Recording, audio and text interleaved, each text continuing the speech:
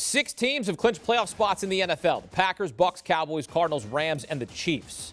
KC visits Cincinnati in Week 17. With a win, Bengals can clinch the AFC North after finishing last in 2020. Cardinals have gone from hot to not, losing 3 straight games, staring down a 4th straight loss when they visit the Cowboys. And Green Bay can clinch a first-round bye in Week 17 with a win against the Vikings and a Cowboys loss.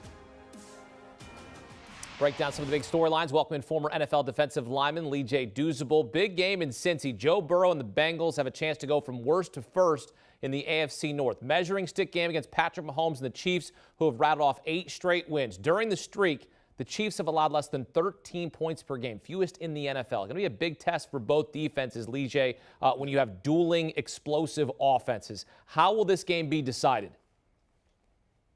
To me, it's going to come down to this Chiefs defense, and we got to give them some love. I talked about them bad earlier this year on this show, Hakeem, but as you said it, the last 8 games, I think they're only averaging giving up 12 points a game. If you look at it, 4 out of their last 5 games, they've held 4 of those opponents to 10 points or less. The one caveat was the LA Chargers. They have to travel to the LA to play them. So this will be a big test for that defense versus explosive Cincinnati offense, right?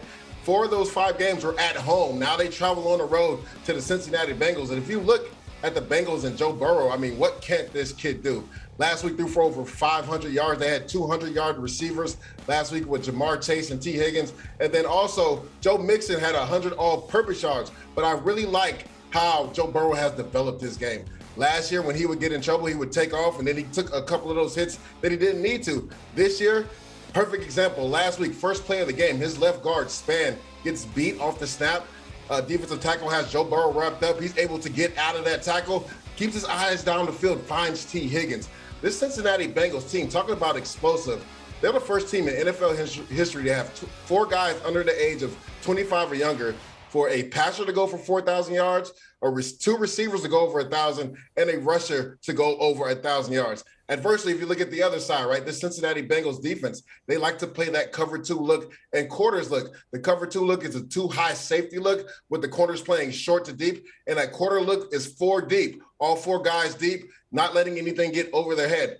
Those are the defenses that have hurt Patrick Mahomes in his offense in the past. I really like how Patrick Mahomes, the last month of the season, has been able to take the underneath route to Travis Kelce, find the backs out of the backfield. He found Derek Gore on a play that was broken as he escaped to the right over the top last week. With the Cincinnati Bengals defense, they're not going to allow you to throw the ball over your head. So can Patrick Mahomes and this offense be patient with the football? I thought it was really good last week that even though Travis Kelce wasn't there, guys like Pringle and McCole Hardman stepped up, because that's what that's what the Kansas City Chiefs have needed. They needed a 3rd guy to step up when teams decide to double team Travis Kelce and double team Tyreek Hill. Who has been the 3rd guy to step up? Well, Pringle and also McCole Hardman stepped up last week. So this is going to be the fun game. This is probably the biggest game of this weekend. 2 explosive offenses, but 2 defenses that are very underrated. Well, I remember after Week 7, I posed the question to you, with the Chiefs at 3-4, would they make the playoffs? And you said yes, they would make the playoffs. I thought you were crazy,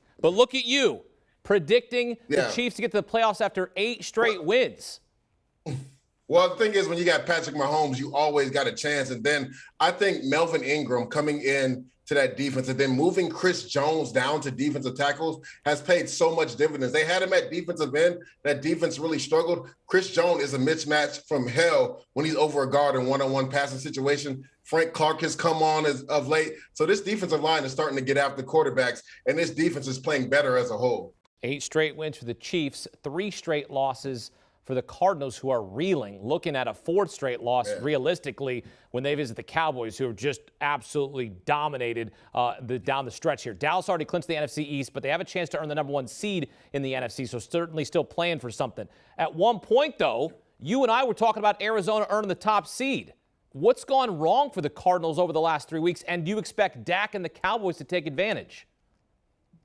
Yeah, if you're looking at the Cardinals, let's start off with the offense first, Hakeem. I mean, this offense is just not gelled right the last month of the season. And more specifically, when DeAndre Hopkins went out, they're not doing the things they did earlier in the season when they were running the RPO game with Murray at the quarterback position. They're not running the ball as effectively as they were. And it seems sometimes that Kyler Murray is just out of sorts. He's not seeing the field properly. He's had miscommunications with his receivers. We saw that in the Green Bay game when A.J. Green just thought he was blocking on a of play, and Kyler Murray throws him the ball, and Rasul Douglas interception. We also saw it versus the Detroit Lions when he was trying to find A.J. Green on a comeback route. Well, he threw the ball late, and A.J. Green didn't really break back to the ball, gets intercepted. Detroit goes down and scores, and they go up 3 scores. So the offense has just been out of whack. If you look at this Dallas Cowboys team, I know we were just talking about Kansas City Chiefs defense, but this Dallas Cowboys defense has been playing at a very high level. I believe in the last 4 weeks of the season, only have averaged giving up about 14 points a game.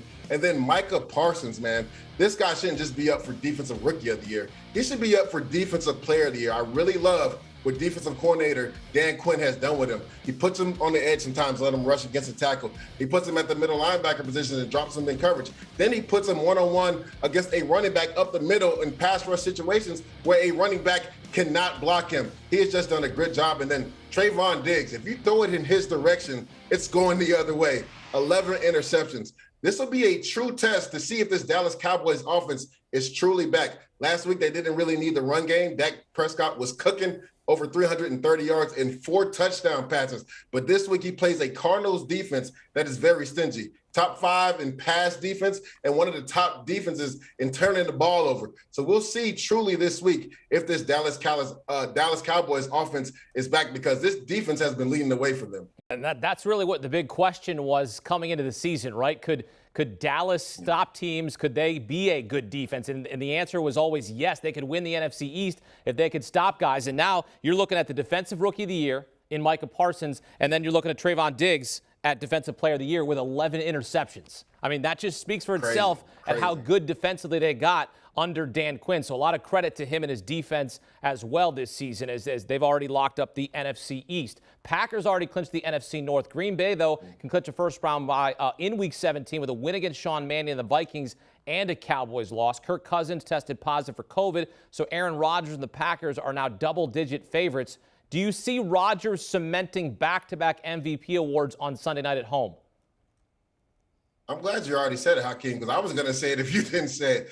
To me, he's already the MVP. He's going to be back-to-back MVP of the NFL. But to me, one of the factors in this game that a lot of people haven't been talking about is the weather, right? We're talking about the weather being in single digits or negative. Me, myself, I played in a few games like that. I remember in 2013, we traveled, when I was with the New York Jets, we traveled to the Baltimore Ravens right after they had that big blizzard. And with the wind chill, it was like negative degree. It was like -5 degrees. And also in 2016, when I'm with the Buffalo Bills, the Cleveland Browns come to us in late December, and we get that lake effect wind, right? So it was like -5 with the wind chill. One thing I can tell you as a player, that anytime you touch another player, it hurts that game. So there's going to be a mental aspect in this game. What team is going to be tougher? But to me, it's going to be a running the football game, depending on what the wind will be like. And if you look at Aaron Rodgers, right, what he's done in primetime since the start of last year, 10-0. He has not lost in a primetime game. This year already, 33 touchdowns, only 4 interceptions. This guy is playing at a high level. Some of the throws he makes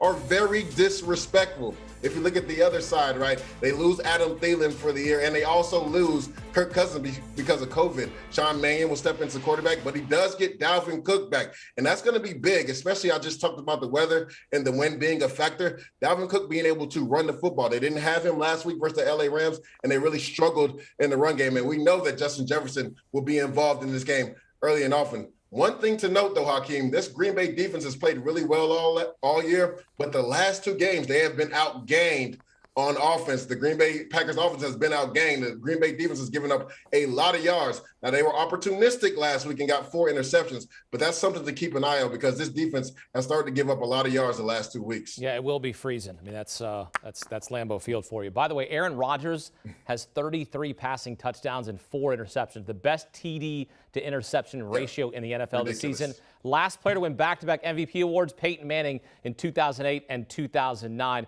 Lige, happy New Year to you, my friend. It's been a fun year with you here on CBS Sports HQ. Looking forward to more breakdowns as we head into the new year. Definitely. Happy New Year, Hakeem. 6 games on CBS on Sunday, including Patrick Mahomes and the Chiefs clash with Joe Burrow and the Bengals in Cincinnati. With a win, the Bengals can clinch the AFC North after finishing last in 2020. Kickoff set for 1 p.m. Eastern Time. You can also stream your local games on Paramount+.